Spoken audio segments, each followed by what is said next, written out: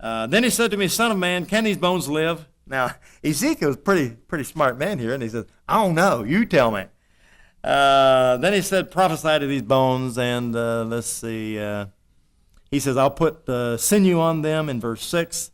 And so I prophesied, and I prophesied that there was a noise, and suddenly, in verse 7, a rattling, and the bones came together, bone upon bone, sinew upon sinew, in verse 8. Then he said, prophesied for the breath to come into these, because see, they're laying there now, perfect bodies, every last one of them, but they're not breathing. There's no spirit of man in them. And the word breath is, in the Hebrew, the same word as spirit. And it says the breath came from the four winds, and O breath, and so on. So I prophesied.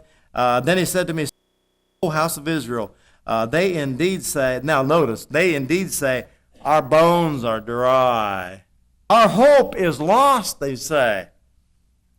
They say, indeed, our bones are dry. Our hope is lost. What was their hope?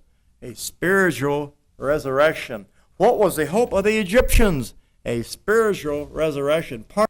And we ourselves are cut off. Well, let's read verse 12, halfway down. O my people, I will open your grave and cause you to come up from your grave and bring you into the land of Israel. You see, now that is a direct reference to the second resurrection out of the Old Testament. Because they're going to come up physical, you see. They're going to come up physical. Back in Revelation. Let's read one more time. Then I saw a great white throne, verse 12. Then I saw the dead, small and great, standing before God. So what is Christ doing? What's his whole object in everything that he's doing here on this earth? A family. He wants to have children. That's what this book is about. And the more you dig into it, the more that comes through. The more you see that over and over and over and over. A wife, which he's going to have. A family, children, sons.